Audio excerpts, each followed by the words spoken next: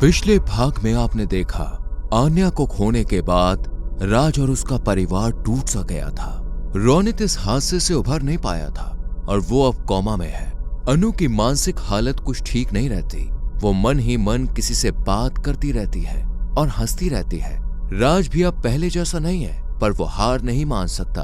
बिना उसके रोनित और अनु का ख्याल कौन रखेगा।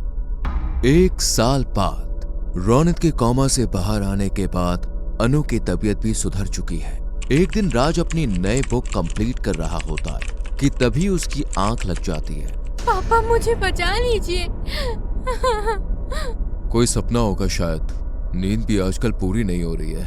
पर यह सपना सिर्फ उस दिन तक नहीं रुका।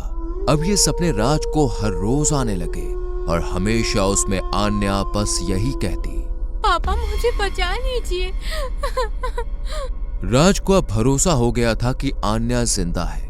उसने बैग पैक किया और गांव के लिए निकल पड़ा। अनु ने उसे पूछा तो था, आप कहाँ जा रहे हैं? अनु, आन्या जिंदा है, उसे हमारी मदद चाहिए, मैं उसे लेकर ही लौटूंगा। अनु राज के हाथ में एक रुद्राक्ष बांध देती है। राज हवेली के पास पहुंचता है। यह हवेली उसके जख्मों को ताजा कर रही है। उसे सब याद आ रहा था। इतनी ही देर में उसकी नजर पड़ती है केयरटेकर पर। वह हवेली के कमरे से निकलता है और बहुत ज्यादा डरा हुआ होता है कि तभी राज उसके सामने आ जाता है। केयरटेकर राज को देखकर दंग रह जाता है। क्या हुआ, इतने हैरान क्यों? तुम जानते थे ना कि यह हवेली ठीक नहीं है? नहीं बाबूजी।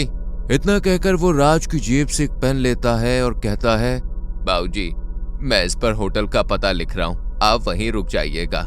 इतना कहकर केयरटेकर वहां से चला जाता है। राज जब उस कागज को देखता है तो उसमें केयरटेकर ने लिखा होता है कि बाबूजी मैं यहाँ कुछ नहीं बता पाऊंगा, आप मुझे रात में होटल के बाहर मिलिए।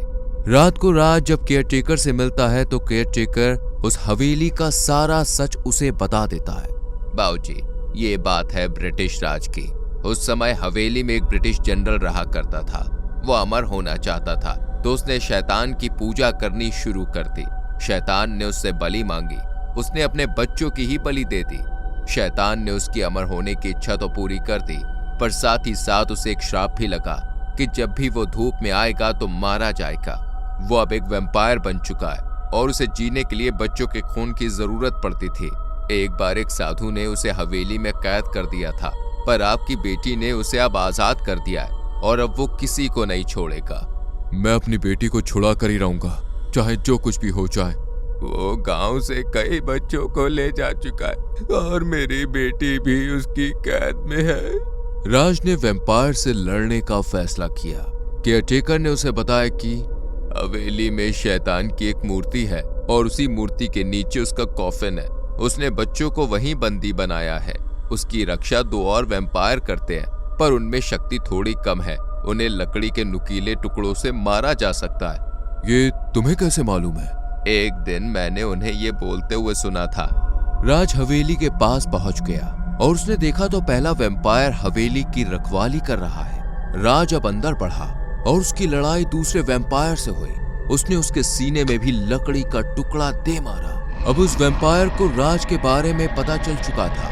वो राज के सामने आ गया और उसने राज को वश में करने की कोशिश की, पर राज के हाथ में बंधे रुद्राक्ष के कारण वो ऐसा नहीं कर पा रहा था। राज ने उसे मारने की कोशिश की, मगर वैम्पायर बहुत शक्तिशाली था। उसने राज को हवा में उठा लिया और नीचे फेंकने ही वाला था कि तभी सूरज उगने लगा और वो वैम्पायर वहीं चलने लगा। उसने अंदर भागने की कोशिश की, मगर राज ने उसे पकड़ लिया।